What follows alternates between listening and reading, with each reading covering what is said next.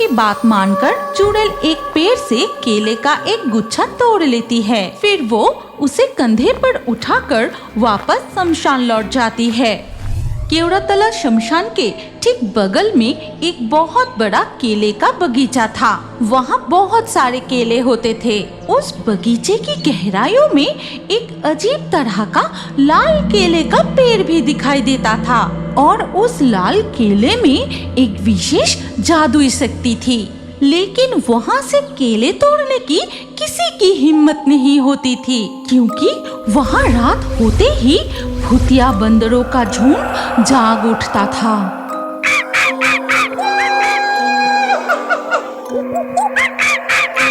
वो रहा, भूतिया बंदरों का झुंड जाग उठा। उनकी आवाज सुनाई दे रही है। मैं अभी जाकर उनसे एक गुच्छा केला मांग लाती हूँ। ये कहकर केवड़ातला शमशान की चुड़ैल बगल के केले के बगीचे में जाती है। फिर बगीचे के अंदर जाकर, कहाँ छुपे हो तुम सब? हनु मनु छनु, जल्दी से बाहर आओ, आ जाओ, बाहर आ जाओ। चुड़ैल की आवाज सुनकर एक एक करके बंदर बाहर आते हैं। उन भूतिया बंदरों की लाल लाल आंखें, बड़े बड़े दांत देखकर शरीर कांप उठता है। ए भूतिया बंदरों के झुंड, मुझे एक गुच्छा केला दे दो। शमशान की डायन, भूतनी और ब्रह्मदैत्य को बहुत भूख लगी है।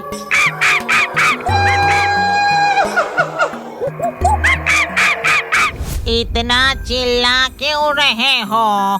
मैंने तो सिर्फ एक गुच्छा केला ही मांगा है। अच्छा ठीक है, इसके बदले में पास के गांव से तुम्हारे लिए पक्के आम लेकर आऊंगी। ठीक है, मैं समझ गई। इस शर्त पर तुम लोग राजी हो? बंदरों की बात मानकर चुड़ैल एक पेड़ से केले का एक गुच्छा तोड़ लेती है। फिर वो उसे कंधे पर उठाकर वापस शमशान लौट जाती है। वो देखो, हमारी चुड़ैल बंदरों से केले लेकर आ गई है। आहा, बहुत मजा।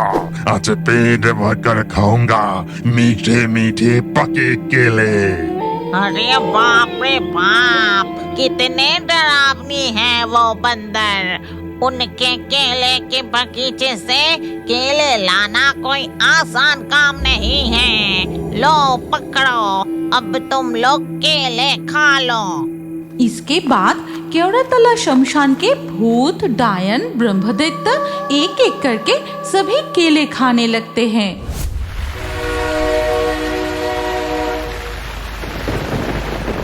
इसी तरह चुड़ैल हर रात भूतिया बंदरों की केले की बगीचे में जाकर केले का गुच्छा ले आती है और सारे भूत मजे से खाते हैं।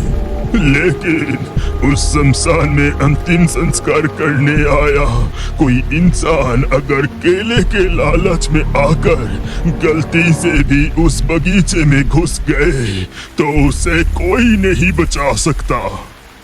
क्यों? अगर कोई इंसान उस केले के बगीचे में घुसे तो उसके साथ क्या होता है काका? क्या वो भूतिया बंदर उसे? बारिश भरी शाम में चाय की दुकान पर 7 भूतिया बंदरों और केले के बगीचे की डरावनी कहानी चल रही थी। चाय में चुस्की लगाकर सोमू फिर से पूछता है, अच्छा गोपाल काका, क्या उस केले के बगीचे में सचमुच लाल केले का पेड़ है? क्या आपने वो केला देखा है? और उन लाल केले में ऐसी कौन सी जादुई शक्ति है कि 7 भूतिया बंदर मिलकर उसकी रखवाली करते हैं? हाँ, देखा है, अपनी आंखों से देखा है। तब मेरी उम्र कोई 35 या 40 साल होगी। मैं केवड़ातला शमशान में एक पड़ोसी के अंतिम संस्कार में गया था। शमशान में चिता की आग तेज जल रही थी। तभी शमशान में आने वाले सभी लोगों को तेज भूख लग गई। तभी शमशान के पास एक केले का बगीचा देखकर रमेश गोपाल से कहता है, गोपाल, चल हम उस केले के बगीचे में जाकर एक गुच्छा केले तोड़ लाते हैं। काम खत्म होने में अभी बहुत देर है। केले खाकर सब भूख मिटा लेंगे। चल फिर केले के बगीचे से केले तोड़ कर लाते हैं। ये कहकर गोपाल और रमेश उस केले के बगीचे में जाते हैं। फिर वो दोनों इधर उधर पके हुए केले के गुच्छे खोजने लगते हैं। ए रमेश, वो केले का गुच्छा काफी अच्छी पकी है, ले इसे तू काट ले। फिर रमेश वही किया, वो केले का गुच्छा काट लेता है। ठीक तभी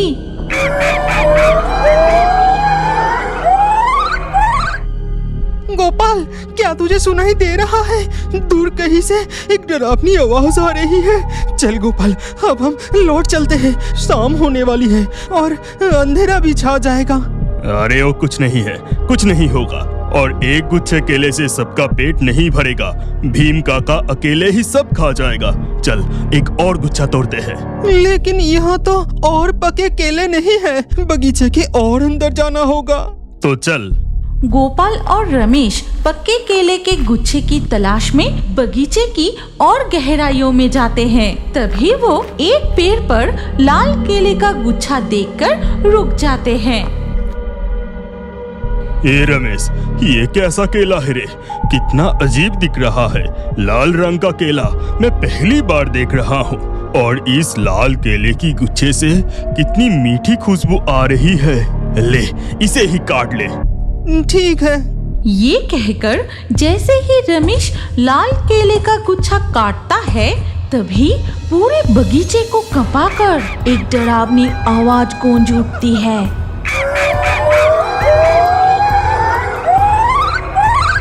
इसके बाद एक एक करके उनके सामने भूतिया बंदर प्रकट होने लगते हैं। ये गोपाल, ये बंदर कितने डरावने दिख रहे हैं। हमारी तरफ कैसी गुस्से भरी नजर से देख रहा है। चल जल्दी यहाँ से निकलते हैं। भूतिया बंदर उनकी ओर बढ़ने लगते हैं। ये देख गोपाल। रमेश, वो लाल केले का गुच्छा फेंक दे। उसी लाल केले ने भूतिया बंदरों को जगा दिया है। चल यहाँ से, मेरे पास ये केले के गुच्छे को लेकर भागते हैं। रमेश लाल केले का गुच्छा दूर फेंक देता है और बंदर उसी तरफ चले जाते हैं। यही मौका है, चल यहाँ से। फिर गोपाल उसका केले का गुच्छा लेकर आगे आगे दौड़ता है और उसके पीछे पीछे रमेश दौड़ने लगता है। ठीक तभी रमेश एक केले के छिलके पर फिसलकर गिर जाता है। गोपाल को पता भी नहीं चलता। वो केले लेकर शमशान पहुंच जाता है। अरे गोपाल, इतना हाँफ क्यों रहा है? क्या हुआ? और इतनी देर लगाकर बस एक गुच्छा केले लाया है। जल्दी से वो केले दे, मुझे बहुत भूख लगी है। फिर गोपाल केले का गुच्छा भीम काका की ओर बढ़ा देता है और शमशान में आने वाला सभी लोग केले खाने लगते हैं। तभी खाते हुए भीम काका कहते हैं, ए गोपाल, रमेश कहाँ है रे? वो दिख नहीं रहा। रमेश? अरे वो कहाँ है? वो तो मेरे पीछे पीछे ही दौड़ रहा था। कहाँ चला गया वो? शमशान में आने वाले सभी लोग केले खाकर छिलके शमशान में ही फेंक देते हैं। और ये सब कुछ पास के एक पेड़ पर बैठी देख रही थी एक चुड़ैल। केला खाकर उसका छिलका शमशान में ही फेंका। तुम लोग बहुत बड़ी गलती की, बहुत गलती की। ए गोपाल, रमेश कहाँ चला गया? अंतिम संस्कार संपन्न हो गया है। अब सभी वापस घर जा रहे हैं। तुम लोग थोड़ा और रुको ना। रमेश मेरे पीछे ही था, वो अभी आ जाएगा। रमेश, ए रमेश, कहाँ है तू? रमेश की कोई आवाज नहीं आती। सभी लोग एक एक करके घर लौट जाते हैं। चल गोपाल, रमेश जरूर शमशान में ना आकर घर लौट गया होगा। मेरा बात मान, तो भी घर चल। और थोड़ा सा रुक जाओ ना, रमेश जरूर लौटेगा। अरे घर वापस चल। ऐसी आधी रात को शमशान में तू अकेला इंतजार करेगा क्या? वो लौट गया होगा, चल।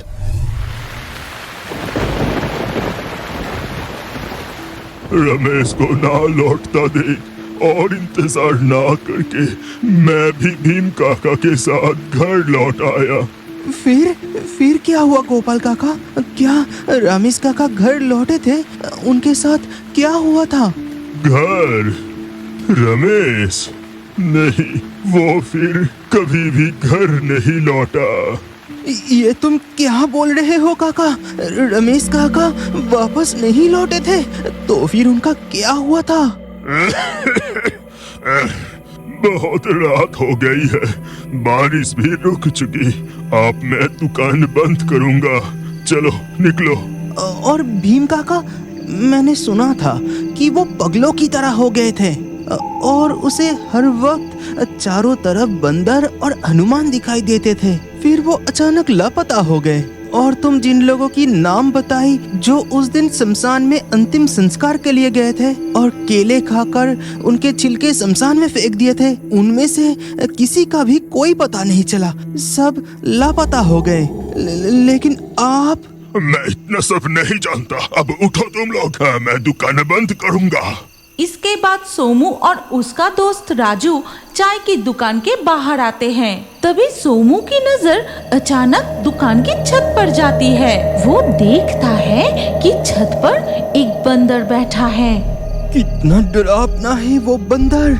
इतनी रात को गोपाल काका की चाय की दुकान के ऊपर ये बंदर क्या कर रहा है? अरे पल भर में वो बंदर कहाँ गायब हो गया? गोपाल काका दुकान बंद करके बांस के जंगल की ओर बढ़ते हैं। तभी सोमू देखता है कि वो बंदर गोपाल काका के पीछे पीछे जा रहा है। वो बंदर गोपाल काका के पीछे पीछे जा रहा है और वो बांस के जंगल वाला रास्ता तो सीधे केवरातला शमशान की ओर जाता है। तो क्या गोपाल काका और वो बंदर बांस के जंगल के अंदर जाते ही साथ ही साथ वहाँ से एक डरावनी आवाज आने लगती है। क्या आप जानते हैं कि आपका नाम भी हमारे कार्टून वीडियो में आ सकता है? और आज के लाकी ड्रॉ में चुने गए नाम हैं महरन, राधिका, शिव, अनुष्का, सुमन, सृजना, संजना, सगुन, संध्या, मिठुन, नारायण, पिंटू, नीरज, मनीषा, मानव। आपका नाम और अच्छे कमेंट हमारे अगले वीडियो में देखने के लिए अभी हमारे fairy Toons horror story channel को सब्सक्राइब कीजिए। फिर आपका नाम कमेंट में लिखिए और स्क्रीन के ऊपर जो अगला वीडियो दिख रहा है उस पर क्लिक करके उसमें भी अपना नाम लिख दीजिए। आपका नाम हमारे कार्टून वीडियो में जरूर दिखाया जाएगा।